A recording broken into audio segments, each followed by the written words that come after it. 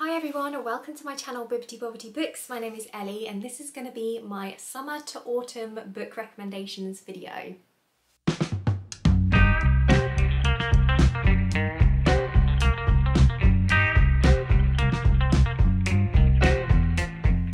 So today I thought it'd be fun to recommend you some books that I think are perfect for this kind of in-betweeny transition time, because if you're anything like me then perhaps you want a book that makes you feel excited for autumn but you're also not ready to let go of summer yet. And yeah, I just thought it'd be fun to film a recommendations video where I talk about books that I think are perfect for that in-betweeny time, you know, that give you a little bit of autumn but also still have kind of summery vibes as well.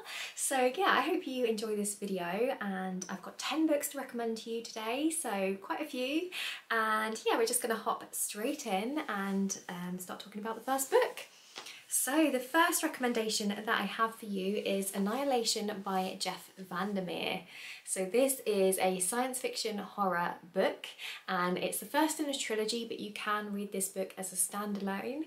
And in this story we follow a group of scientists who are hired to go and investigate this unknown ecosystem known as Area X.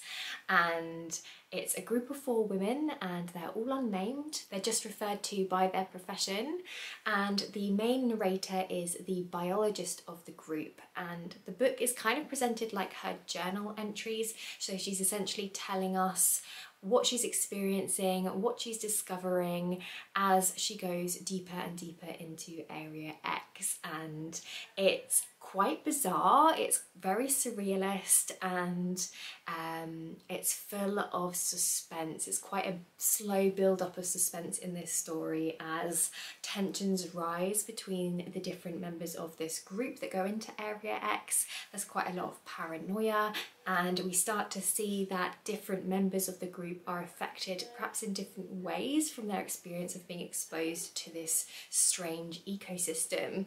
And the reason why I think this is perfect for this in-betweeny time is because yes, it is a horror and it does have some really disturbing moments in there, but it also has a kind of summery feel to me because it's set in this location of Area X, which is an area where there is a lot of lush greenery. It's quite wild, it feels kind of jungly to me, and I just really enjoyed this one. I do think it's going to be a little bit of a love it or hate it kind of book because it is quite speculative. It discusses some quite strange ideas, and the ending is really quite reflective.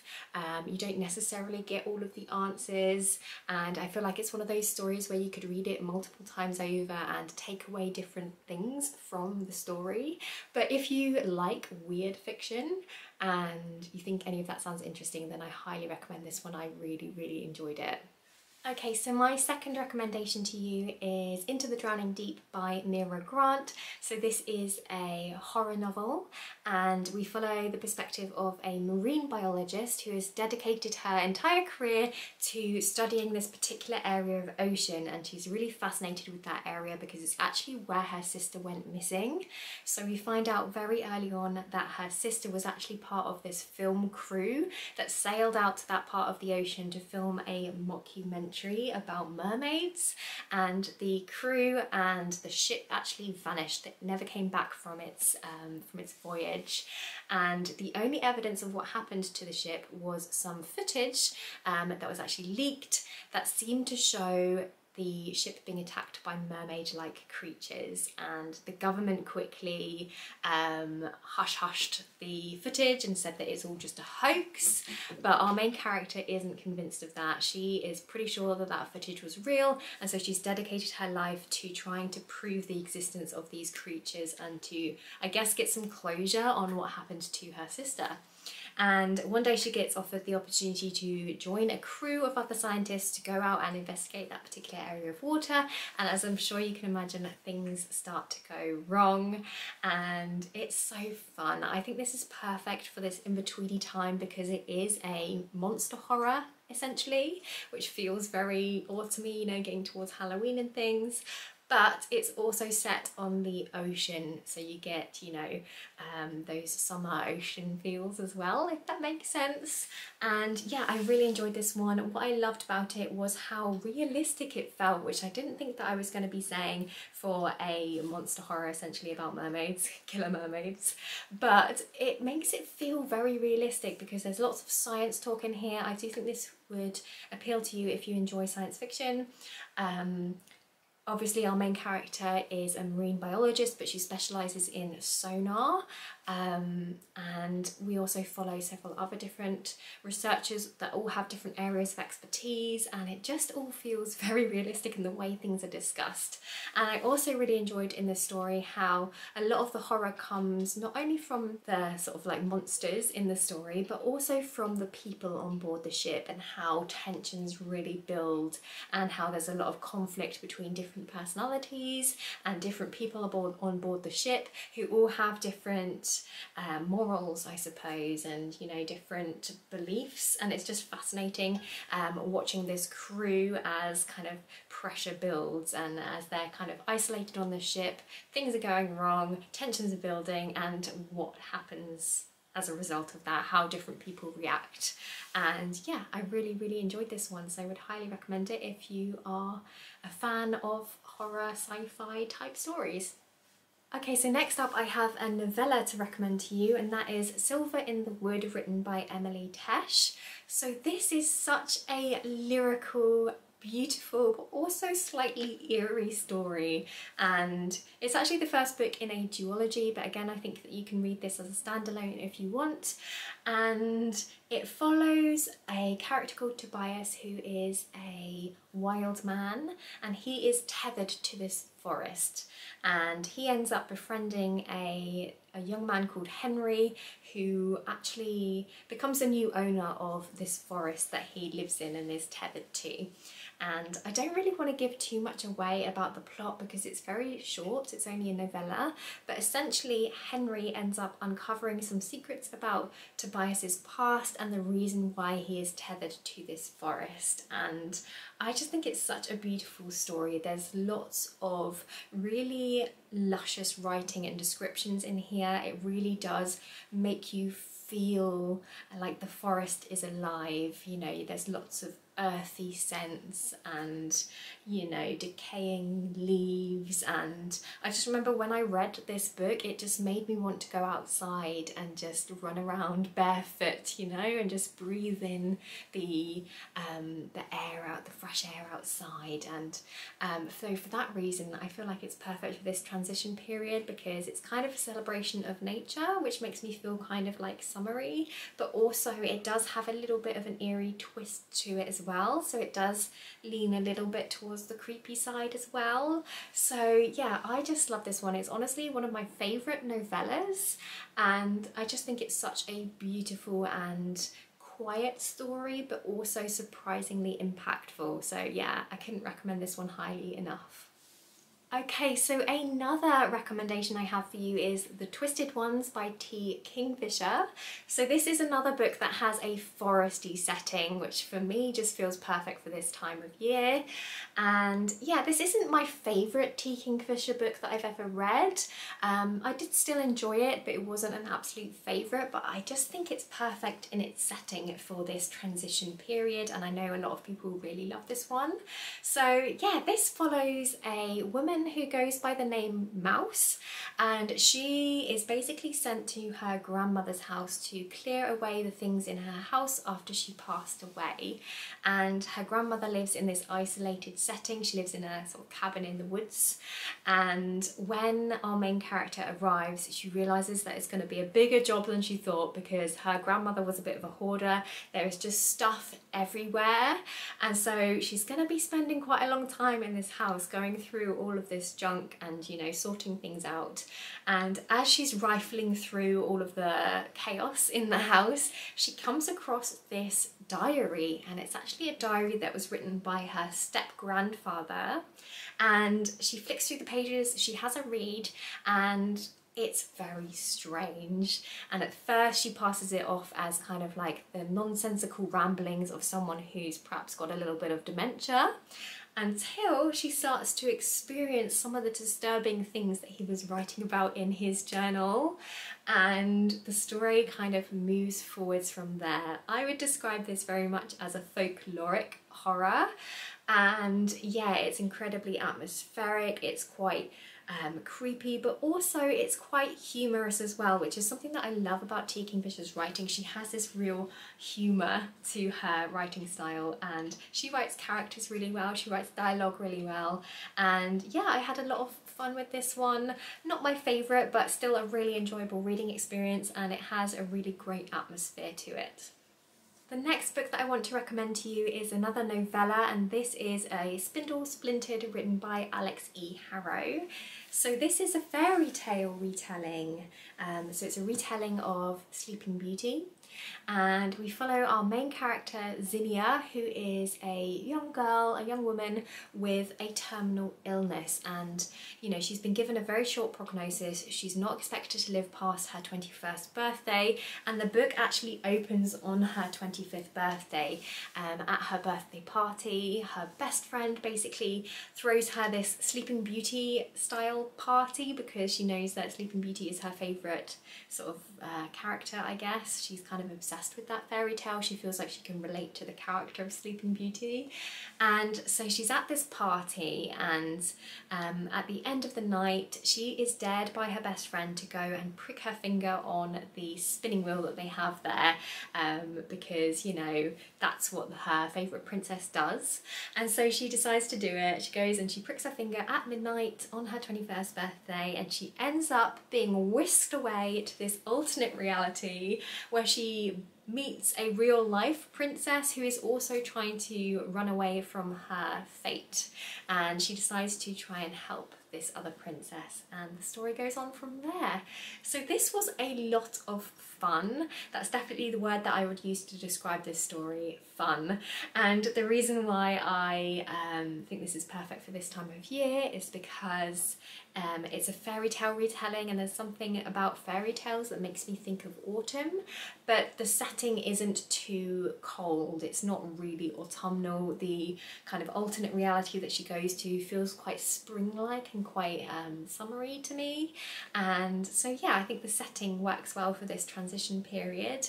And yeah, I really enjoyed this one. It's the first book in a series. I think they all follow the same character, and it has a lot of fun, interesting concepts. Our main character definitely uses a lot of humour to kind of combat, I guess, the trauma that she's going through, but it makes for quite a fun and funny read. So yeah, I really enjoyed this one. If you like fairy tale retellings, maybe check it out. Okay, so next up I have another novella for you, and that is Every Heart a Doorway by Shannon Maguire. This is quite a well-known book. It's the first book in a pretty expansive series of novellas, which can all be read as standalones, but I would recommend reading them in publishing order because you do get references to characters and things from other books as you progress through. But yeah, this is quite well known, so you've probably heard of it already, but if you haven't, the premise for this world is that there is a school that has been set up for wayward children by a woman called Eleanor West, and wayward children are kids who have gone to other worlds and had amazing experiences and then found themselves back in our world and are changed by the experiences that they had in those fantastical worlds and struggle to now fit in. So they are housed in this place, this school for wayward children, which acts as kind of like a sanctuary or a safe place for them to sit and wait until they can go back to the worlds that they want to go to. So think like Alice in Wonderland, if she stumbled down the rabbit hole, had her experience in Wonderland, then ended up back in our world and no one believes her stories, and she's been changed by the things that she's experienced and she can't really relate to other kids anymore. That would be like the ideal candidate for this school. And yeah, each book follows a different protagonist, a different child who kind of attends this school, and kind of discusses the world that they fell into before coming to the wayward school. So it's a portal fantasy and we experience different worlds throughout this series. But what I really love about this series is that it has a really whimsical fairy tale like quality to the writing style, but it's edged with this darkness and also this heaviness where Shannon McGuire really does discuss some really interesting themes. In this first book, I feel like the theme is primarily you know, the tug of war between identity and societal expectations, and it kind of really delves into that, you know, what society wants people to be like versus what they actually are like. And it also talks a little bit about gender, and it's just such a fascinating read. And as you go through the series, you know, it really does talk about some fascinating subjects within this fantastical whimsical setting. So yeah, I think this is perfect for this transitional period because of that juxtaposition between whimsy, fairy tale fantasy and you know, some hard-hitting real life subject matter as well. So yeah, highly recommend this one. Okay, so next up we have a horror book that I personally feel like is hugely underrated, and that is Revelator by Daryl Gregory. So this is such a unique story, and it's quite hard to discuss because it just sounds really bizarre when I try and talk about it. But essentially it follows a girl called Stella who is raised in this kind of like a religious cult. Her family all believe that there is a god that resides in the mountain.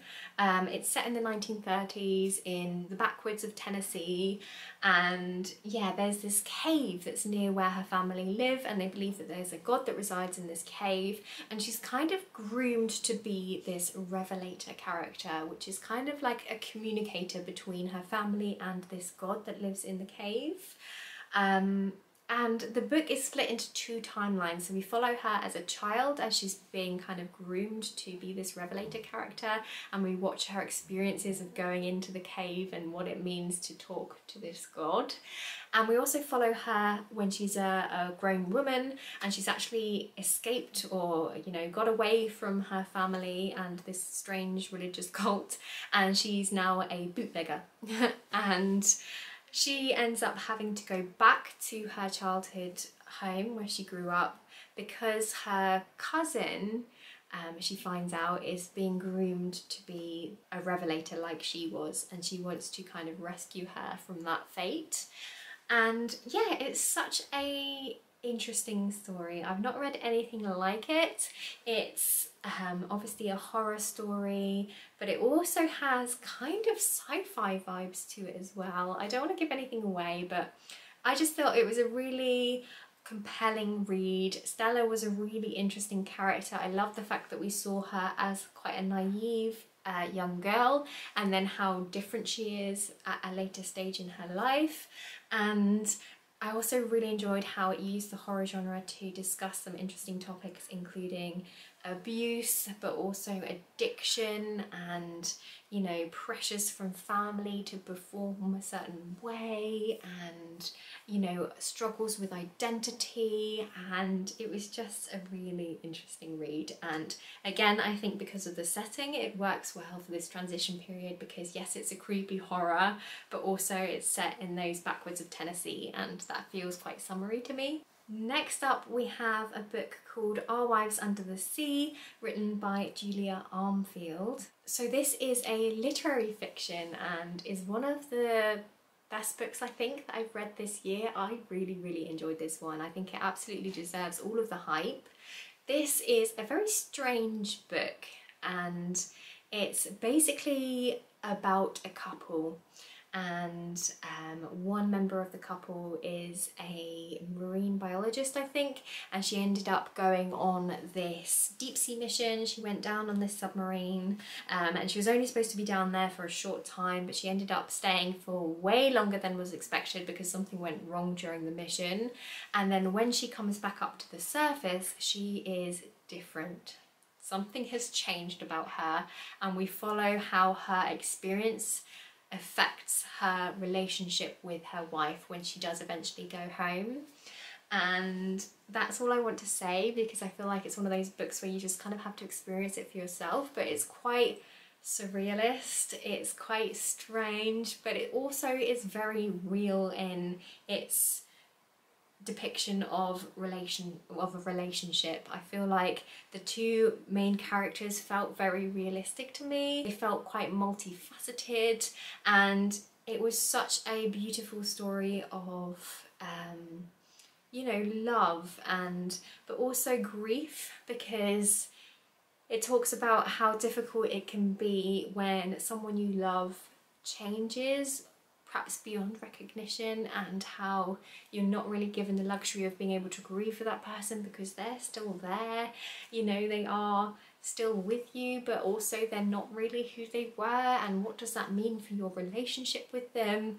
Fascinating story, loved it, was moved by the ending, the writing was fantastic, and yeah, just a really beautiful and eerie book. And again, I think this is perfect for this transition time period because you know, it's not too wintry, but it is incredibly eerie, and I think the like watery elements to the story make it feel kind of summery, because obviously one of the members of this relationship went on the deep sea mission, and yeah, there's lots of kind of references to the water, and so yeah, that's why I think it's good for this time of year. Okay, so the next book that I have to recommend to you is My Best Friend's Exorcism by Grady Hendrix. So this is a horror book set in the 80s, and it follows two best friends, and one of them, perhaps unsurprisingly, ends up getting possessed, and it's all about the lengths that her friend will go to rescue her, essentially, and it's a lot of fun. This book is actually set in the summer, which is why I think it's perfect for this transition period, because it's a creepy horror, but it also has those summer feels. A lot of it takes place at a lake house, and what I love about this book and Grady Hendrix in general is that he's really great at mixing comedy with some really gruesome horror and that works so well in this story. There's loads of fun 80s pop references. The dialogue and the friendship that's between the two girls in this book feels so realistic and so fun. Yeah, there's quite a lot of tongue-in-cheek humour, but then you get these moments of really graphic and disturbing horror, and it kind of takes you by surprise because you're lulled into a little bit of false sense of security by the humour and the setting. So yeah, it just makes those moments even more kind of shocking, I guess. And yeah, I had so much fun with this one. I was actually surprisingly moved by the ending as well. I wasn't expecting to feel emotional by a horror book, but I did, and yeah, I just loved it. So yeah, this is such a fun, summery horror book. Okay, and the final book that I wanted to recommend to you is Kill River by Cameron Robrique. This is a 80s slasher, and I feel like the cover gives you the sense of what this book is like. It's very fun, it's set in the 80s, it's almost like an homage to 80s slasher movies. So if you're a fan of that genre, then I think you're really going to love this book. And it's set in an abandoned water park, which is such a fun setting for a slasher and perfect for kind of summertime, or if you're transitioning into the autumn, because obviously you've got the slasher intense, you know, vibes that makes you think of like Halloween times, but it's also set during the summer. I don't know, I had fun with this one. It was a little bit slow in the beginning. It took a while to get going, but as soon as the bunch of kids arrived at this abandoned water park, things really kicked off, and it was very fast paced from then. It had lots of tropes in it that you would expect to see from an 80s slasher movie. It was graphic, it was gripping, and I had a lot of fun. So yeah, that brings me to the end of this video. I hope that you enjoyed it.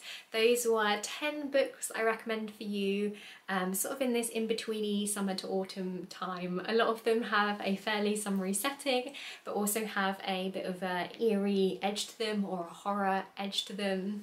And so I think it's perfect for kind of getting us prepared for spooky season. So yeah, I hope you enjoyed. Don't forget to like this video if you did like it, and do subscribe if you want to see some more from me if you haven't already. And yeah, I guess I'll see you next time with another video. Bye!